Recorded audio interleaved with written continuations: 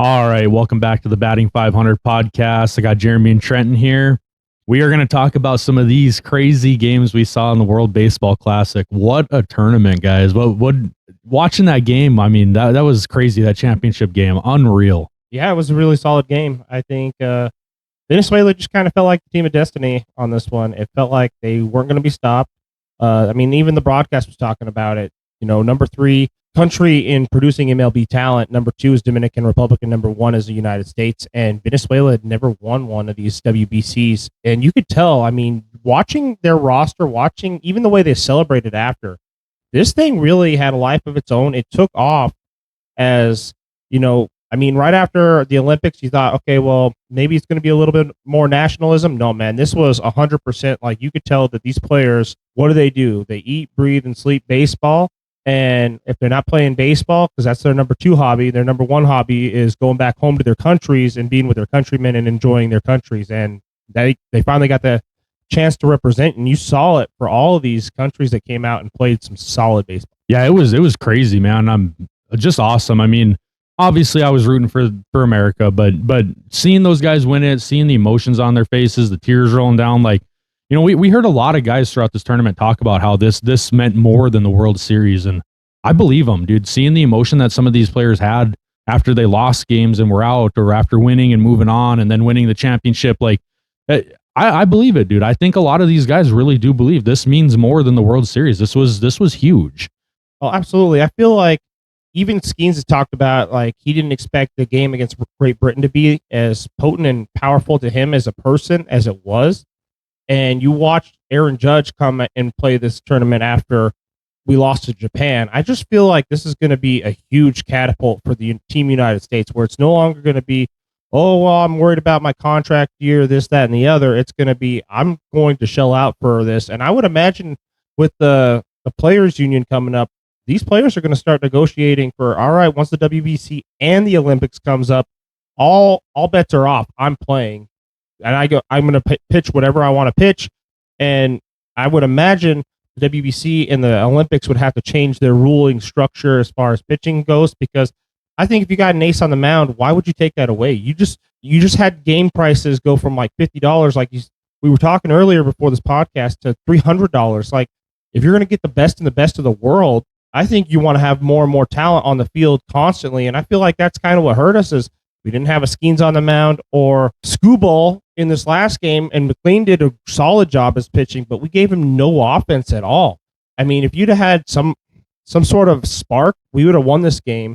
And I feel like we really just got lucky in this tournament to begin with. I don't know you guys' opinion, but going into the quarterfinals, we struggled against Canada. Then we go against Dominican Republic, and that was a juggernaut that we finally took down. But even at that, it felt like we were playing with house money, and Venezuela was already pushing down our throats from the moment they beat Italy, the moment they beat Japan. You just felt like this was going to roll their way. I mean, solid games by Venezuela, and then finally to take it for their country. Yeah, Jeremy, do you have any thoughts you want to talk about before we get into some of the key stuff here? I just think that it's good for baseball, especially like countries like Italy. You know, they don't have a really big baseball following, and I know that country was behind them. I listened to some of the Italian announcers, and it was just exciting. I know a lot of people followed it, and I think in these other countries, maybe some that didn't make pool play, or we had talked about Chechnya and some of these other places that were in it. I just think it's exciting that we're bringing it to these other countries, and they're getting to experience it, and they're getting behind their countries, and it's only going to be good for the sport. With everything, the attendance and everything growing, the more people that see it, the more it's going to get. I will say that I do think that the title means more to these other countries than it does to the USA players. And not to say they're not excited and they're not enjoying being out there, but you can see the passion of these other teams. You could see it on DR, on Venezuela, on Team Italy. They were all just vibing and having a good time, and it meant a lot to them. Well, you could tell even watching Eugenio Suárez last night when he was talking about they're representing Venezuela on their chest. They know it. They're sitting in the dugout holding up their flag in the 9th inning. It meant so much more because it's your country. This is your pride. This is where you come from, and we're representing on the world stage. And I think it's going to actually propel itself I'm not hoping that the MLB kind of does something like this as well, where it's the NFL. Let's get it into these other countries. Let's build stadiums up so Italians have a good stadium to go to. They can watch the Dodgers play in the middle of the season. You get these teams in Germany, other places in Europe that really don't have a very big presence on the world stage. And watch, you're going to see WBC explode, and you're going to have a lot better talent pool. And then you're also going to see the Olympics get more and more competitive for baseball. You're going to have more and more kids playing baseball, indoor baseball facilities. Technology is there for these colder countries to actually go out and get this good baseball players. And I think you're going to see a really good saturation of, kind of like NBA, where you're going to see some of these Euro players start coming out and making big names for themselves in the MLB. And it's only going to help the sport. Right. No, I totally agree. I wanted to correct one thing you said. I think you said Skeens against Great Britain. Did you mean Scooball? Scooball. Okay. I just wanted to, that way everyone understands. We know what we're talking about. The two S's. I'm glad you brought up the attendance though, Jeremy. I want to start off there. So let's talk about the attendance of this tournament. So this tournament this year shattered the records. I mean, it was crazy. The previous record was the 2023 games 3 years ago. 1.306 million fans attended the games for the tournament in 2023. This year, this tournament drew 1,355,266 fans. That's an average of over 28,000 per game. These stadiums were literally at capacity every game. Like this tournament was breaking numbers everywhere. I mean, it was just crazy to see. I mean, even watching the games, you could see like the stands were full during every game. It was awesome. Well, you had the stands so full that they were selling out standing room only. I mean, you're talking about people that were just going to watch the game and be around the environment, the atmosphere. And it was huge. I mean, just crazy how these games were selling out. I think it's going to come to a point where the WBC and the Olympics are going to have to build their own stadiums, because you're going to have so much more fans pack in, because you're having all these people come from all over the country, all over other countries to watch these. I mean, you're talking about people coming from Venezuela, Dominican Republic, United States, Canada, flooding into Houston, to Miami. You're talking about all of Asia getting behind Korea and Japan and flooding that stadium. I mean, they sold out every game that they had. One of the things that really hurts the attendance record was San Juan's capacity really hurt them, because the attendance record would have been so much higher, but they had such a lower attendance that could actually be at that stadium because of how old it was. I think this is going to cause them to actually get a newer stadium built for these other countries where you're going to have 25, 30,000 people capacity. And you're going to start seeing a lot more baseball games being played around the world, because you're going to get so much people that will fly in. And then on top of it, I feel like it's going to be like the Olympics, where you're going to have teams bid. You're going to have countries that go out of their way. We're going to make a baseball stadium just for this, because we know we're going to get so much tourism. We're going to get people that come in. They're going to buy stuff. They're going to eat our food. They're going to enjoy our culture. You're going to get a lot more buy-in for this, I think, in the future, and especially if it's going to be like it was this year, where you have 4 pool plays. You're going to have stadiums that are going to be 30,000 plus, which is only going to increase the attendance record. I mean, 2023, I feel like that attendance record was kind of hurting because of the vid. Everyone was still kind of cautious to go outside. But, I mean, it still broke all the records from 2017. I was going to say, it broke all the records from the years before. So I don't know if it was really anything like that. It might have just come down to, I can't remember where those tournaments or where the pool play was played in that tournament off the top of my head, but it might have just been a matter of what stadiums could hold at that time. But yeah, I mean, seeing that stadium be like renovated, because they did some renovations and stuff before this tournament to the one in San Juan, and they added some capacity from what I heard, which is good. But again, it's a smaller stadium. It's an older stadium. In Puerto Rico, you know, they have a huge baseball following, but there's just not a lot of people in Puerto Rico. So they don't need these huge, gigantic stadiums like the US has. So it was really cool to see the other cultures, like seeing the games at the Tokyo Dome and seeing the teams that were playing there in San Juan. Like it's just such a fun tournament, the way they have it set up. I love it. I think it's really cool because it's the only way you can experience baseball like this. You know, the Super Bowl's ratings are so high because it's one game, right? Exactly. And baseball is a series of games to prove that you're the best. But but it's a really cool way to experience baseball where it's single game elimination, win or go home.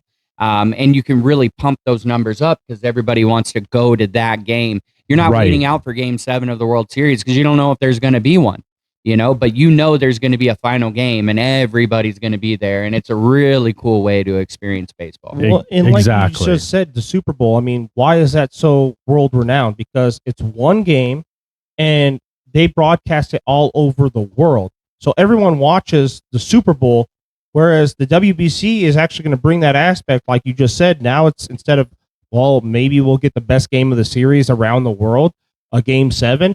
You don't know if that's going to happen, but you do know there's going to be a WBC final, and everyone's going to be watching it. And now we're going to have World Baseball every 2 years between the Olympics and the WBC. I'm not sure how the format's going to be for the Olympics yet, but it is a great way to experience baseball around the world, and I'm really excited for what it's going to do. Oh, yeah, I think it's going to be awesome. And I did hear during the broadcast, they were talking about how Venezuela had to win their I think it was the semifinal game. They had to win it to win, like get a spot in the Olympics and stuff. So it sounds to me like they're using these tournaments together now in order to get a place in the next tournament. Like, hey, if you lose out and you get relegated, you're not in the Olympics. But now you're going to have to go through like the pool play system again to try to get back into the tournament, which I am really excited to see how they structure all of it, to see how it all works together, how these tournaments will play off of each other, and just going forward, what the future of baseball. I mean, the future of baseball looks bright. I mean, I think these countries around the world are really, really catching on to this game. And granted, it's an old game. Like a lot of these countries have played it before, but never took it serious like the U.S. did, or like Venezuela, or not Colombia, but Dominican Republic. Like those countries really grabbed onto this game when it got introduced to them, and they never let go. And you're going to start seeing that now more and more across the world. Well, and on top of it too, I think like having the pitch clock really helps because it's going to increase interaction. People aren't going to get so bored with it where it's, all right, now I got to wait for 5 minutes for the pitcher to throw the ball. It's really helped progress the speed of the game. So you have kids that are going to actually, all right, we gotta have a pace with this, and they're going to pick it up at a young age and run with it. Like you said, Dominican Republic, Colombia, any team from really the Western Hemisphere was huge into baseball, and then the Eastern Hemisphere kind of took a little while for it to catch on, and Japan was really the first one over there that really kicked up the dust and went all into it. And I mean, that's why you're seeing this huge explosion of Japanese players in the MLB and the talent pool that they're bringing. So it's going to be fun to see how much more talent we get across the board. Yeah. A couple more records I want to talk about the attendance. So the pool play records, Dakin Park in Houston became the most attended U.S. pool site ever. Drew over 350,000 fans, 365. At the same time, Tokyo Dome posted the largest crowds of any pool play host in history, 365,272. So those two pool play sites broke the records on their own, like each of them. Just crazy. And then the knockout stage. I mean, we get into the semifinals, USA and Dominican Republic, 36,337 people at Lone Depot Park in Miami. That is crazy. Yeah. Crazy. I don't know if Miami Stadium's seen crowds like that, because I mean, yeah. I mean, Miami hasn't been that great lately. It's been a long time since they were in the World Series or anything. So I mean, it's been a long time since that stadium has seen crowds like this. It's unreal. That was a historic record for that venue. The championship game, it drew 36,190 fans, and it was very intensely split between the U.S. and Venezuela. Let's not forget, Venezuela is not that far from Miami. No, a lot of Venezuelan people came up for this game. They were there to represent their country and show how proud they were. And then they ended up winning the game, and just, it was crazy, dude. Well, I mean, just crazy. Watching the entire series, it felt like every stadium was like a 50-50 split. Didn't matter who was playing that night. It was just split 50-50. Oh, it really did. U.S., yeah. Canada, half of it was U.S., half of it was Canada. Italy, U.S., same thing. Italy, Venezuela, same thing. You have all these people, especially America being a huge mixing pot. You have people with that heritage that cling on to it. Like, yeah, I'm Italian. I'm going to represent my Italian culture. I'm Canadian and I live in the United States and I'm going to represent Canada. So it just brought everybody into the mixing pool and made it really fun. Yeah. I mean, long story short here, this tournament shattered every record it could have when it comes to attendance, which is awesome because it shows you that the game is getting bigger and bigger and bigger around the world. Let's jump into the quarterfinals real quick. We got 4 games here. Let's start with that Dominican Republic versus Korea game. That was really the only blowout of the entire tournament once we got out of the pool play part. You know, it just kind of felt like Dominican Republic was going to do that. I mean, Korea was okay, but they weren't. It was just one of those teams that you kind of read off, and you knew that was what was going to happen when somebody played them. Yep. I mean, I kind of felt like most of these games were going to be that way until you saw them play. Like Italy was kind of one of them question mark teams, but then they ended up actually really going on a run. It was pretty fun. Yeah.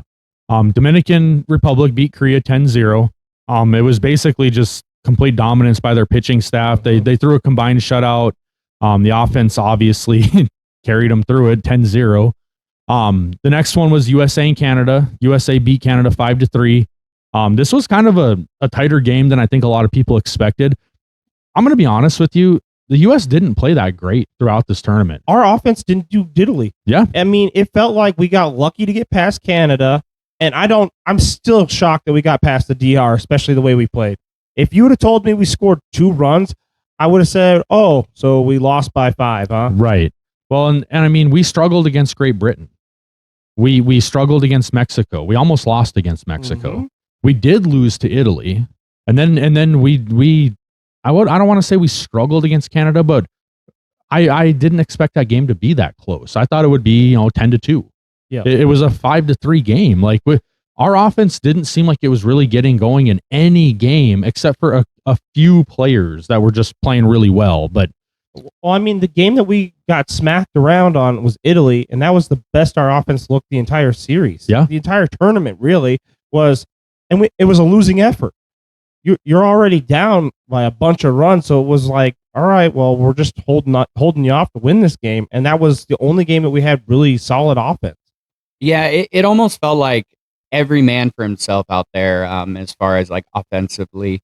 The guys, everybody was swinging for the fences. Everybody wanted to be the hero, and that's not real team play when it comes to baseball. You got to do small ball. You got to get on base. You got to hit the base hits. But it just seemed like everybody was swinging for the fences. Well, yeah. I feel like that small ball is all the more reason, like we've talked in the last podcast, this needs to be during the All-Star break. 100% in my mind, it has to be because pitchers can get under the adrenaline. They can figure out their tempo play, and it's not going to be so sporadic, and you're not going to go from, spring training from throwing nothing to now you're throwing 100 mile an hour as fast as you can, and then you got that high, and then you're going even higher than what you should be, and the engine's running hot, and you're risking the chance of blowing your arm out. And then you have these pitchers and you have these hitters and you have these infielders that are going to be more in sync. I mean, we watched Bryce Harper struggled with the double play that middle season. Right. No brainer. I mean, you're talking about plays that should be done lickety split just like that, not even a second thought, and it brings out the best talent pool. And then, like you said, it felt like we were just every man for himself. It was like, yeah, we got Team USA on our back, but it's really, I'm Aaron Judge for my own brand. I'm Bryce Harper for my own brand instead of being for Team USA and the unity. And you really didn't get any of that. And whereas, like, if you're going in the middle of the season, what have you been getting preached to all season long? You're talking about 80 plus games now under your belt. And what is the number one rule that all of these guys are going to have in their head all the time? Play for the team, play for the team, play for the team, play small ball. It leads to big things. And it just really wasn't apparent in this playoffs. You're just going to get a better brand of baseball if you do it during the All-Star break mid-season. These teams aren't going to have all the restrictions that they have. The pitchers are going to be able to throw more than 55 to 65 pitches. They're going to be loose. They're going to be throwing their best. The adrenaline is going to be pumping. They're going to be able to play without the consequences of playing during spring training. During spring training, you're supposed to ramp up. There's no reason that a pitcher should be out there throwing 102 miles an hour. It's great to see. I love it. But is it worth Mason Miller getting injured because he ramped up too fast because the adrenaline was pumping? Exactly. Is it worth Paul Skeens going down for the season because he wasn't quite ready to throw as many pitches and as hard as he was? And when that adrenaline gets going, you can't just shelf it. Nope. You know? But Right. mid-season, you're going to be out there trucking. Your body's ready. It's used to it. And like I said, these teams aren't going to have the same restrictions that they do during spring training. Right. The next game in the quarterfinals was Italy versus Puerto Rico. Italy won 8-6. Now Italy, I mean, obviously Venezuela was kind of the Cinderella story when it was all said and done because they ended up winning their first championship of the WBC. You know, they and we'll get into it. They had a really tough path to get there, but at this point in the tournament, Italy was the Cinderella story. Italy had knocked off America. They get into the semifinals. Then they go and beat Puerto Rico. And Puerto Rico is not a joke. That is a really, really good team. And they beat them 8-6. I mean, I don't know if I could say that this was the real Cinderella story. I mean, Venezuela had to go and beat the previous WBC champions. Yeah, like I said, we'll get into that. It's coming. I mean, it felt like 1A, 1B. Yes. It was such a heartbreaker because it felt like if Italy would have been on the other side of the pool, we would have seen Venezuela, Italy in the World Finals. Potentially. Potentially. And then it would have been the Cinderella story of all Cinderella stories. You got two teams and Italy was even getting dogged on the entire time. Well, they're American players. Well, they still have Italian heritage. They can go back to Italy and become a citizen. These are actual Italian people. And this is what we get. You look at Pasquantino. He could have been on the American team, right? But he wasn't picked by us, and he was a great leader for them. What would we have done with that kind of leadership in our locker room? Yeah. Roman Anthony and Pete Alonso were both asked by Team Italy to be on Team Italy. Could you imagine that? Yeah, I mean, like I said, at this point in the tournament, Italy was definitely the Cinderella story at 100%. This point. Yep. Now we get into the last game of the quarterfinals, Venezuela versus Japan. Venezuela ends up beating Japan, the defending champs. They've won this tournament 3 times.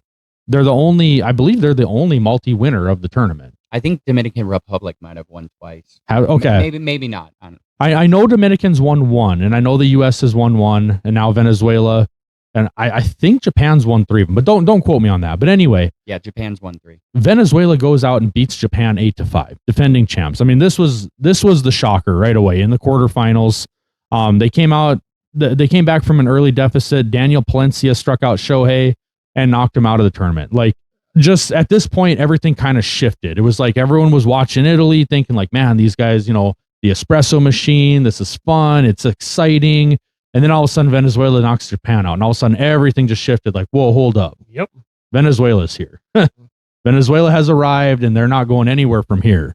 And like we said earlier in the podcast, the number 3 country of baseball talent in the world, and they've never won one. And it was just one of those things. It just felt like once you beat Japan, all right, we're no longer playing with boxing gloves. We're going bare knuckles, and we're going to take this to the ground if we have to win.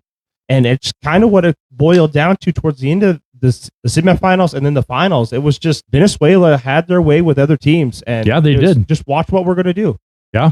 Yeah, if USA is not going to win it, it's good to see a team that has never won it. Right. Especially a team like Venezuela. I mean, there are so many Venezuelan players in the MLB. This team, I think a lot of people underestimated the Venezuelan team.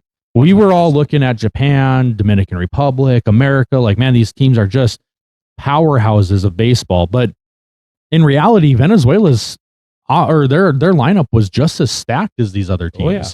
I think a lot of people just kind of overlooked it, and they showed up. They showed us what they were about. We jump into the semifinals now. We get kind of the matchup that everyone was kind of waiting for here. I thought this was going to end up being the championship matchup, depending on how things fell, but we get the USA versus Dominican Republic.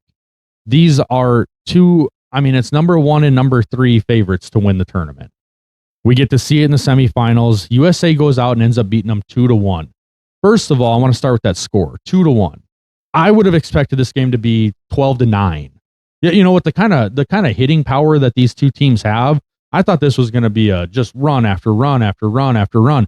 It's a 2-1, very low scoring game, just a pitching duel, and it was awesome. What a game to watch. Jeremy, give me your thoughts on that game. That game was unreal. Yeah, I mean, they say pitching wins games, and it absolutely does. Moving forward, hopefully they've got the ABS system figured out and they can incorporate that into the WBC, because there was several calls on both sides. I want to say it was like 6 pitches against DR and 2 pitches against the US that definitely weren't strikes. And so moving forward, this is going to hold the umpires accountable. There won't be any doubt as far as who the winner is. I know there's a lot of turmoil over that. A lot of the players said, well, we know who the best team in the world is. No, that's not how it works. You got to win it to be the best team in the world, right? Exactly. And so hopefully they get the bugs worked out on this ABS and there'll be no question. And if you use up your challenges, well, that's on you. But yeah, absolutely a stunner, a nail biter from beginning to end. Skeens dominated. It was just all around an incredible game. Yeah, it was. Trenton, what were your thoughts on this game? I agree. I think the challenging system is going to be good, but anybody who is going to go and say, well, that's why the Dominican Republic lost, the ump was calling the zone pretty much the same. It didn't matter. So you knew as a pitcher where you were going to get a generous call and you knew where you were not. So that kind of boils down as old school baseball. Now you got these two teams. It just felt like the United States survived Dominican Republic. I don't know why we couldn't get our offense rolling. I mean, the pitchers did great, but you're an all-star. All these people are the best in the world. I mean, you're talking about, I think they said our total roster salary, if you put all of our players' salaries, it was like $390 million. Oh, I believe it, yeah. And you're talking about that would be the number one salary in the world. We should have creamed these guys, right? Yeah. You're looking at a team from Dominican Republic that knew they could hang with us. They knew that they had the stuff. And like you said, it was just one of those surprising games where 2-1, really, if you'd have told me one of these teams scored 1, I would have thought mercy rule, right? Right. Like they must have fallen off, or we scored 2. Well, how much did we lose by then? Right. It just goes to show you how much, this tournament means to these other countries, because they're hitting against pitchers like Luis Severino, Jose Buteau, a bunch of these players that really aren't the greatest pitchers, and Team USA couldn't answer. They couldn't score runs. They really dropped the ball. Yeah, it was a really good game. I mean, very tight. Like you kind of brought up, so Mason Miller struck out Geraldo Perdomo on a controversial strike 3 at the end of the game. But I agree with what you said earlier. The umpire was consistently calling those low balls. As long as they were within a few inches of the strike zone, he was calling them strikes all night. As a professional, you've got to adjust your strike zone. By the 4th or 5th inning, you know what the ump is calling. Mm-hmm. You know what his strike zone is. Now it's time for you to adjust your strike zone and start taking chances on those balls, because you know if you don't swing, it's probably going to call it again. So I get what they were saying. Hey, it wasn't a strike. It wasn't a strike. You're right. It wasn't a strike. But in that ump strike zone, it was a strike, and it was a strike all night. Well, how do you go into that situation and not swing? Exactly. You're a professional. Like you can't go down on a strike 3 not swinging. You've been preached that since you were 4 years old. Well, you don't strike out. As a player, you want the ball and the game to be in your hands, right? Why did you give it to the ump in that case? Exactly. You knew it was so close to the plate. Make your swing. Do a foul tip. Do what you got to do to survive the inning. And exactly. You left it to the ump to call it. Well, it was that close to the zone. What do you want me to do? Yep. And like I said, when he's calling those all night, like you can't go down on strikes not swinging. You have to take that chance. Foul it off. And if you miss it, you miss it. But at least you tried. Like I said, and I'm going to say it over and over again. He called that strike zone very consistently all night. And he didn't favor one side or the other with it. He called it for every batter up there. Every pitcher, didn't matter. It was every low ball within a few inches of the strike zone. He was calling it a strike. Here's a question or a thought for you guys. What are your thoughts? I mean, watching the WBC games in the past, it seemed like just the bullpens completely fell apart, and these teams just were cranking away runs. It seems like the world's coming around to having solid bullpens. Oh, yeah. Where these games are going to be a lot closer than they've ever been, and you're going to keep seeing these pitchers get better and better for these other countries. And I think when you have like a big Palencia, you have these big players for other countries, you're going to have kids looking up to them going, I want to be that pitcher. I've got the arm for it. Let me do that. Yeah, and that we're seeing it more and more that the bullpens are what are really winning these games. Your starting pitcher goes out there for 4, maybe 5 innings, You know, if he can get through that with one or two runs on him, it sets your bullpen up to come out and hold that game. And every year it just seems like more and more the bullpen's more crucial. We see it in the MLB all the time. These teams that go on these runs through the playoffs and win a World Series, it's because they have the best bullpen in the league. Yeah, 100%. And especially what kind of going back to what we were talking about, if we're doing this at spring training time, these pitchers have a pitch limit of 50 to 60 pitches, you know? So the bullpen is becoming more and more important. And you'll see, like in that game, Skeens wasn't power pitching. He was pitching to contact. Right. He wanted to go as deep into the game as he possibly could. And he was able to get, what, 4 innings? Was it 4 or 5 innings? 4 or 5 innings. I think he had 4 and a third, but I can't remember exactly. Okay, yeah. So having a good bullpen is super important. And I know we talked about it previously, but I think that is the problem with a lot of these teams is, you know, they don't have the depth to go, you know, through a whole series like this or through a whole tournament like this. At some point, a lot of these teams are bringing up, you know, relief pitchers that maybe don't have the quality. And that's why you're seeing so many blowouts. Right. You know, it's almost like in spring training, you know, you've got these games that are really close. And then about halfway through, we're bringing in minor leaguers who are giving up bombs to other minor leaguers, and the scores just get out of control. Well, and I also feel like it's the reason you see a lot of late runs in games. Yeah. You know, you'll see a team be down 3-0 going into the 7th inning, and then all of a sudden they score 5 runs, and it just completely changes the game. It's because they don't have that depth in the bullpen to keep pitching to these guys. These hitters are still hitting like they were in the 1st and 2nd inning, but now you're pitching at a lower level. They're going to start connecting now. The other game of the semifinal was the Venezuela-Italy game. Venezuela ended up winning 4-2. Italy, like I said, at this point, they were still kind of the Cinderella story. They get into this game. They're 5-0 in the tournament. They won. They took first place in their side of the bracket where the U.S. was. You know, like, and that was not expected. But they met their match here. Venezuela proved that they're the Cinderella story now. This was kind of the battle of the Cinderellas, you know, like, and Venezuela came out on top. Ronald Acuna, he played awesome in this tournament. And Maikel Garcia, dude. Maikel Garcia was just, you couldn't stop the guy. He played awesome. Italy entered at 5-0. They were trailing 2-1 with 2 outs in the 7th. Ronald Acuna hits an infield single to tie it. And then it was just, from there, it was over. Maikel Garcia hit a game-winning RBI single.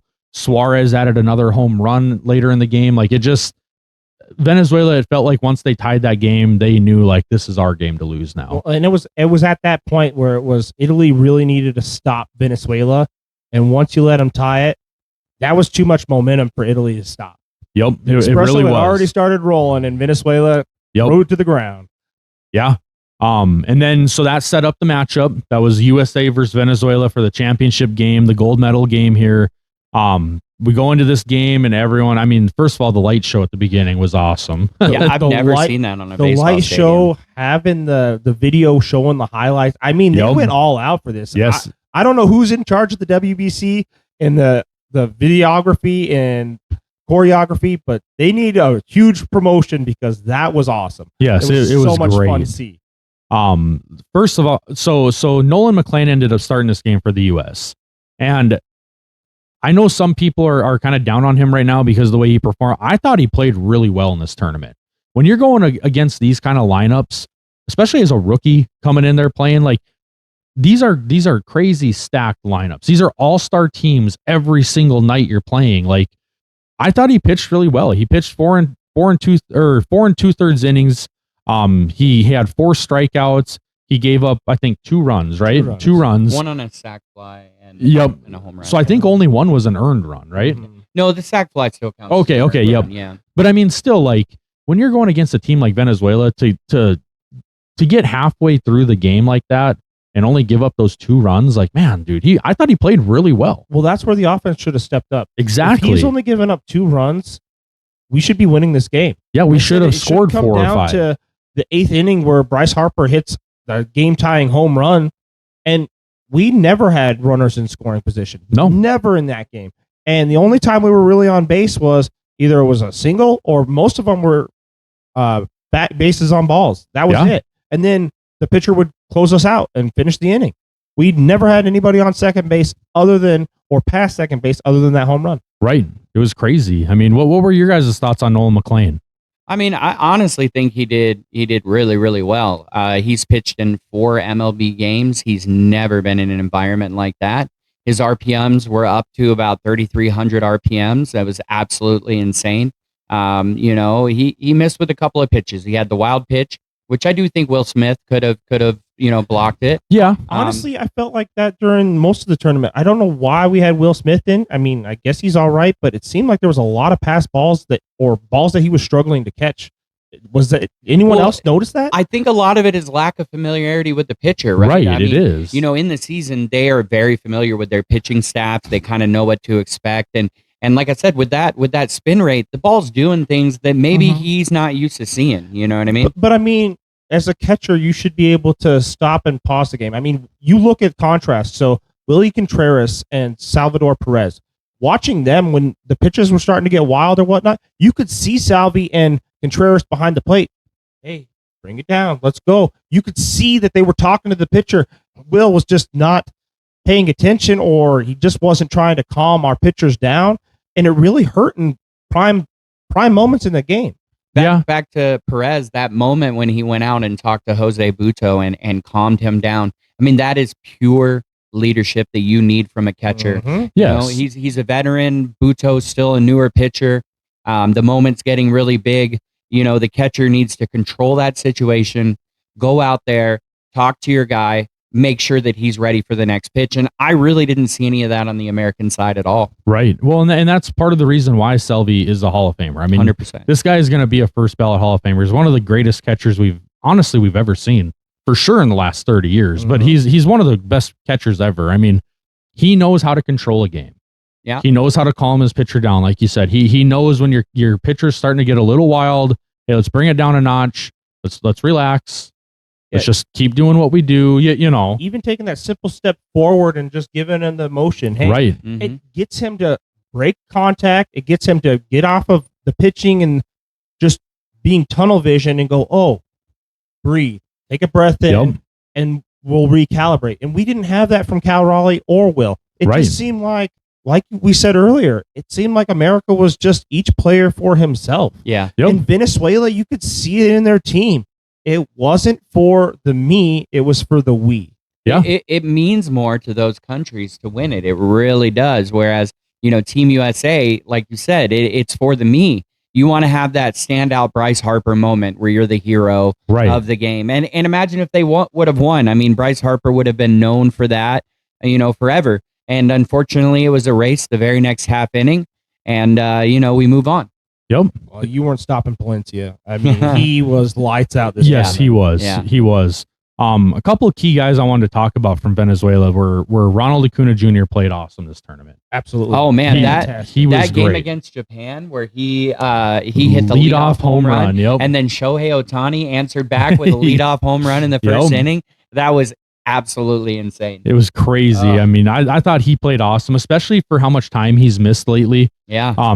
He came in. He looked fresh and ready to go. I'm excited to see him this year in the MLB. I'm not excited to go against him, but yeah. Yeah, right.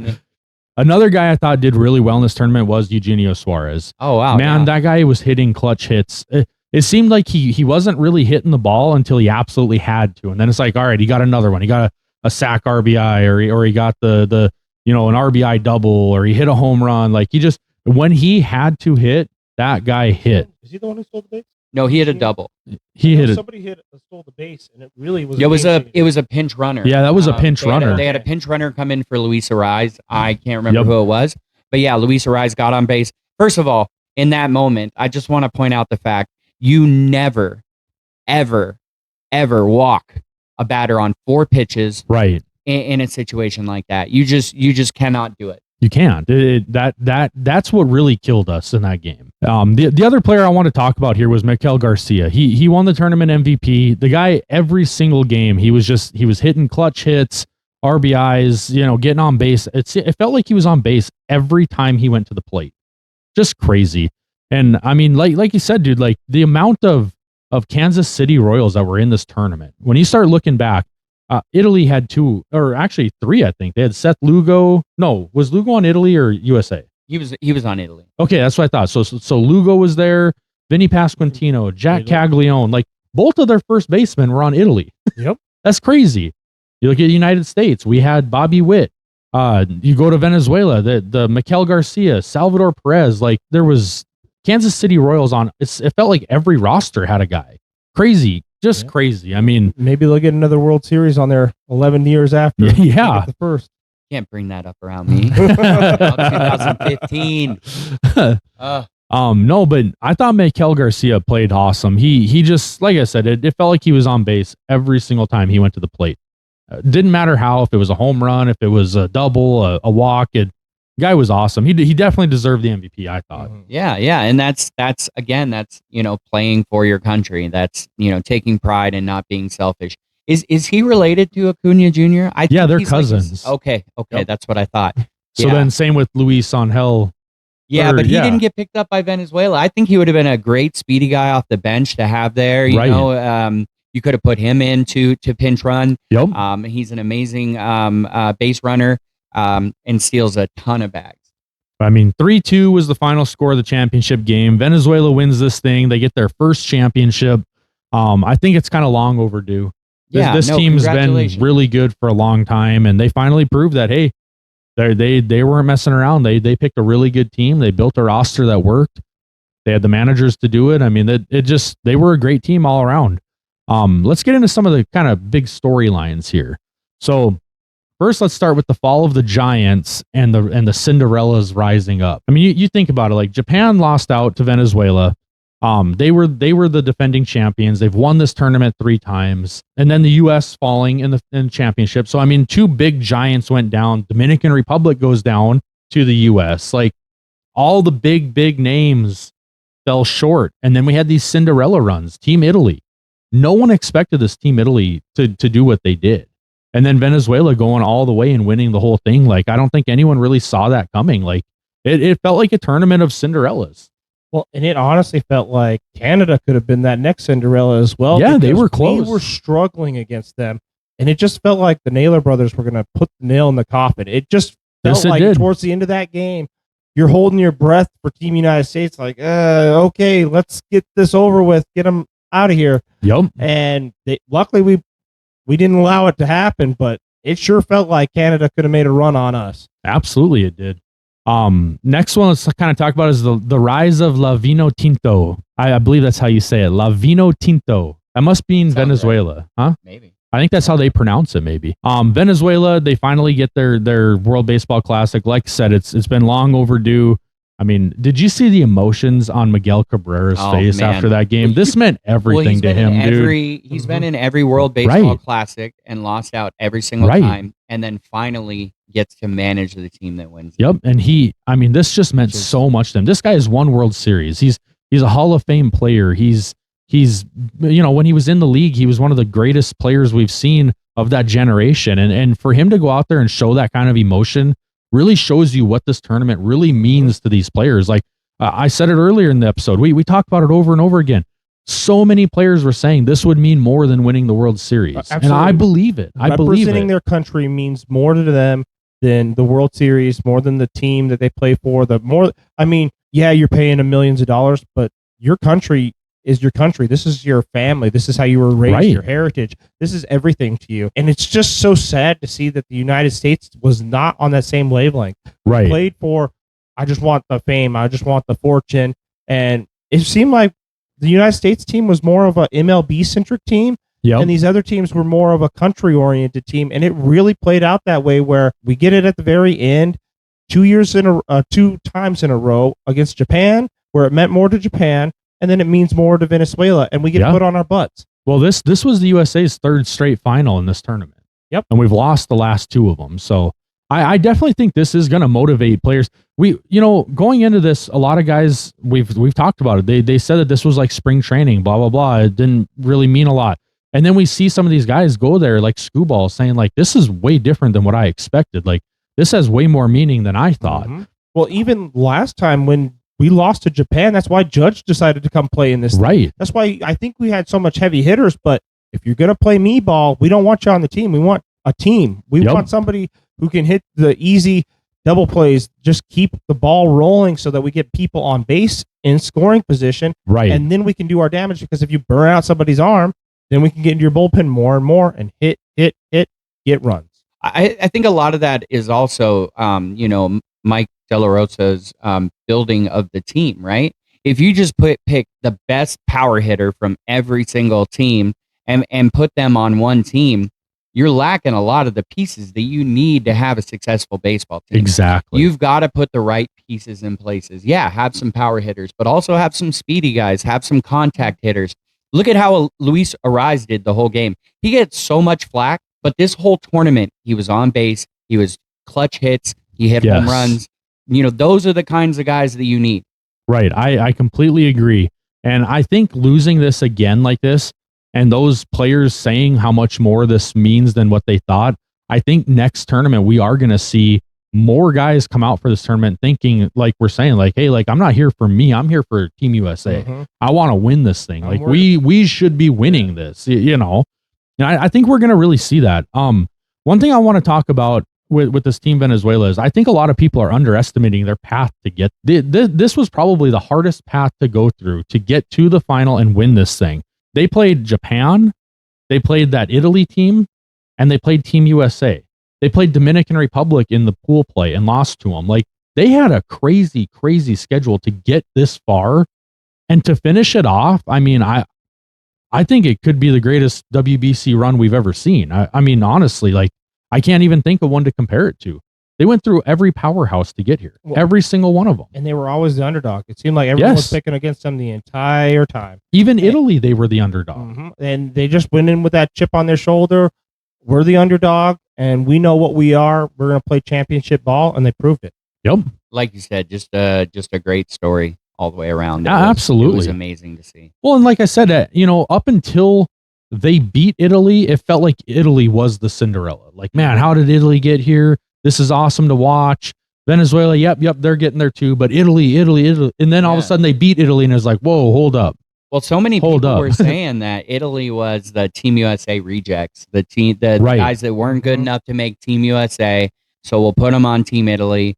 And you know what? They built a better roster. Yes, they did. They had a well-rounded roster. They had, like you were saying, they had power hitters, contact hitters. They had speed. They had guys getting on base. They had a deep bullpen. Like, they had a solid team, and they got where they deserved to get to. They got into this thing, and they went a long ways. Well, even the espresso machine, right? It just was team camaraderie, where they were building with each other what they were doing on the field. Yep. And that unison goes to, I'm going to make the extra dive. I'm going to make the extra sacrifice for my team. Doesn't matter who I'm playing for. If I didn't get accepted by America, guess what? I'm still Italian heritage, and I'm representing Italy right now. So exactly. It meant a lot to these players. Didn't matter what country rejected you or didn't. You were playing for the country of your heritage. I mean, you're talking about people who were rejected by U.S. All right, fine. Well, my second country, where my family originates from, I'm going to represent them. Yeah. And it meant a lot. Yeah. How much do you guys think that espresso machine is going to sell for? Oh, man. Can't even guess. They should take the money and use it towards building baseball programs. Yeah, they should. You know why they had to put that little tarp over it? Because they didn't want the MLB didn't want the name brand to get sold. Right. Free advertisement from them. Yeah. Another key thing I want to talk about here, kind of a cool storyline, was Mason Miller versus the world. Mason Miller, dude, this kid is unbelievable. He has got to be one of the best closers in the league. I mean, he went out there and he threw 35 pitches throughout this tournament that were over 100 miles an hour. That's more than the entire rest of the pitchers in the entire tournament pitched combined.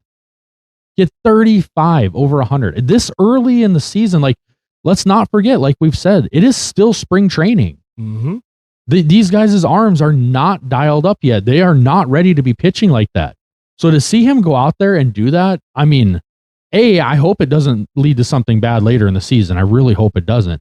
But B, man, to see him that dialed in this early, that's scary, dude. Yeah. If that guy doesn't go down with injury, oh my, he's good luck hitting against him in 2026 in the MLB, guys. Good luck. Yeah, the Padres gave up a haul for him, but I think it was worth every single player. It was worth every penny.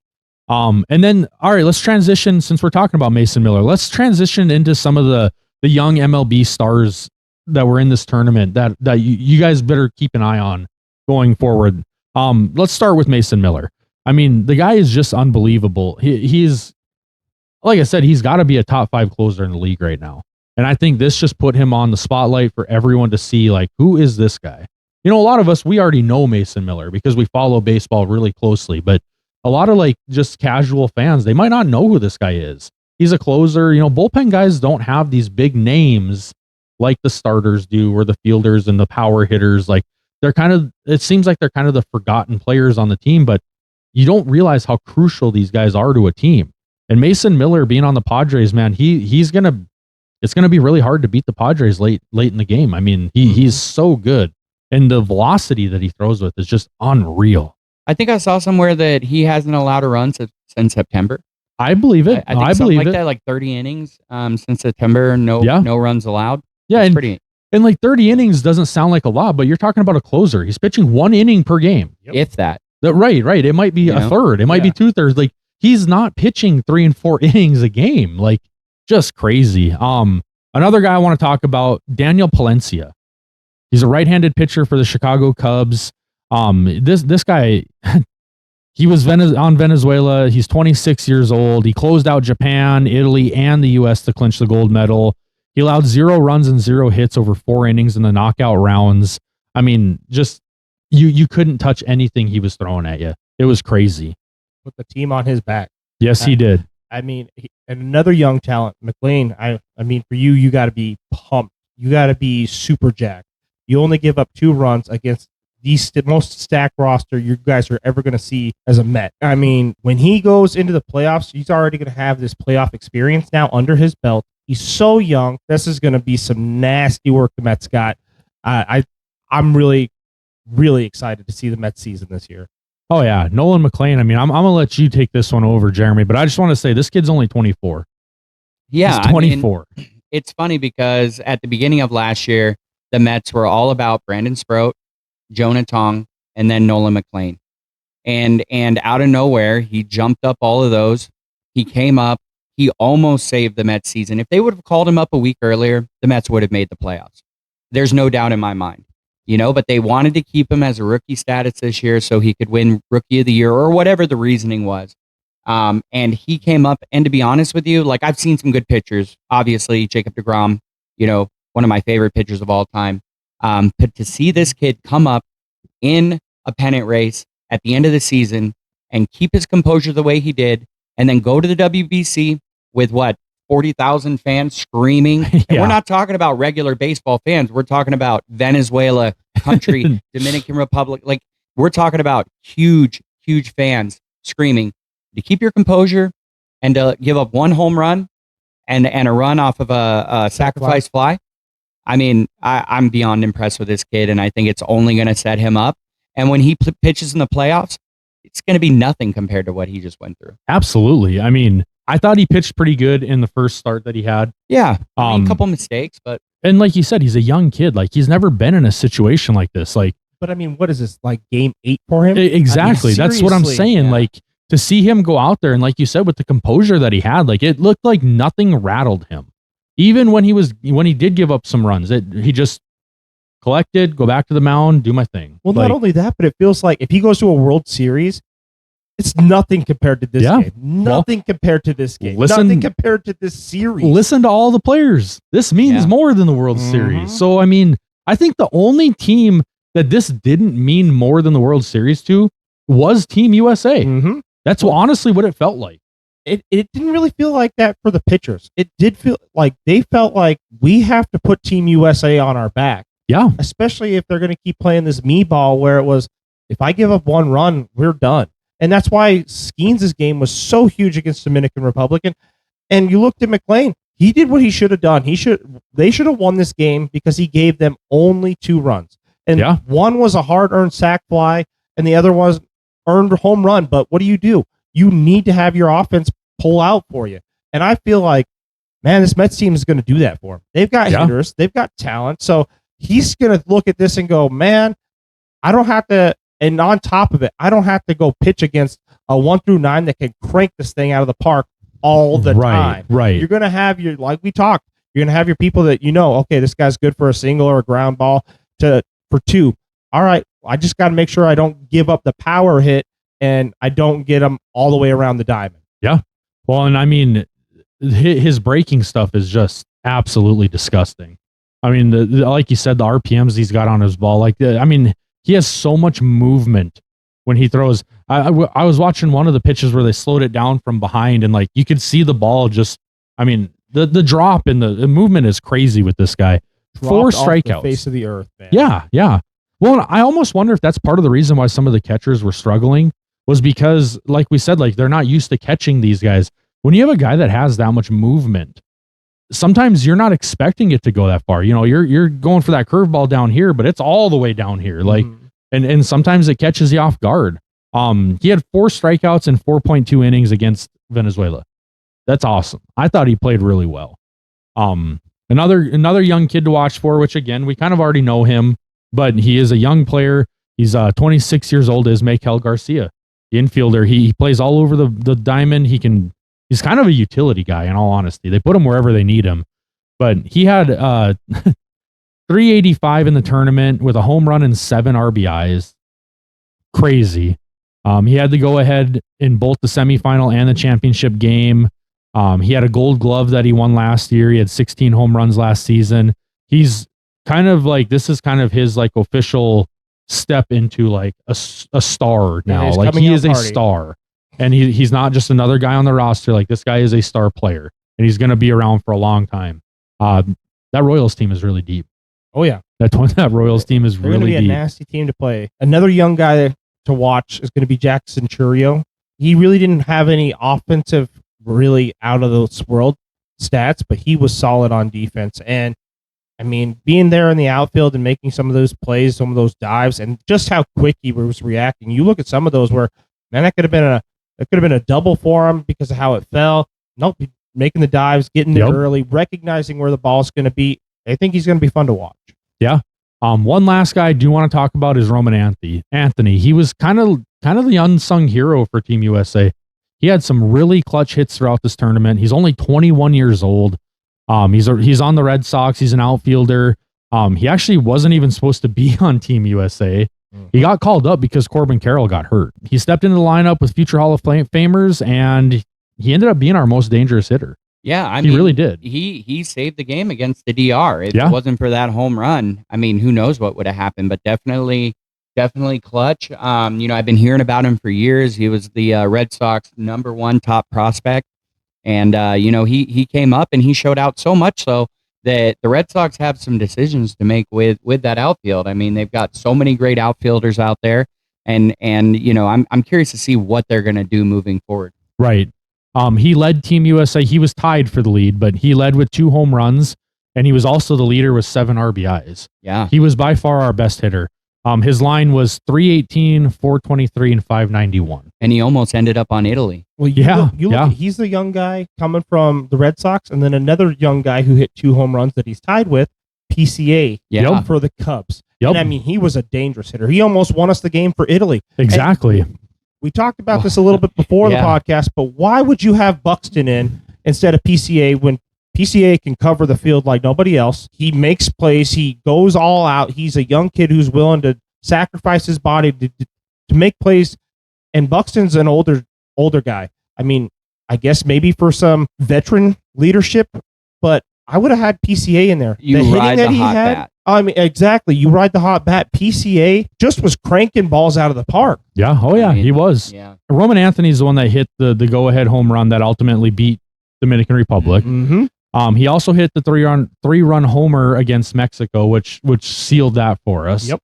I mean, this guy, he ended up being, like I said, the unsung hero of Team USA. Like he really is the reason we got as far as we did. And it's just crazy to think like he wasn't even initially on the roster. He took Corbin Carroll's place when Carroll got hurt, and they wouldn't let him play. So just crazy, man. I think in the bottom of the 9th inning, I still had hope because I knew Roman Anthony was coming up. You know what I mean?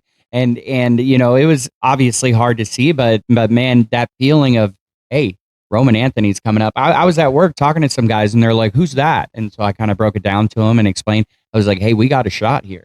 Yeah, absolutely. Well, yeah, because the whole tournament, it felt like every time Roman came up is when, okay, now we're going to take the lead. Yeah. Here we go. You know, it was Or like crazy. you said, PCA, you know? Yeah. I mean, those two guys, they both should have been in that and lineup. not having him in the lineup, PCA was just made no sense. Manager needs to be held accountable, have his feet held to the fire for that one. Yeah. I mean, Roman Anthony could have done it, but Palencia was just disgusting. Oh, dude, no one was hitting off him. I really wish they would have subbed in the dumper towards the end of the game. I mean, one shot, you know what I mean? Right. You might as well try to take it. I know he didn't do well, and Will Smith did do better, you know, throughout the series. But you know, when it's coming down to it, and you're not scoring any runs, you got to shake it up. Shot. Yeah, you got to shake it up. Any other kind of key things you guys wanted to touch here? I mean, I think the only other thing is you're talking about the Royals being stacked.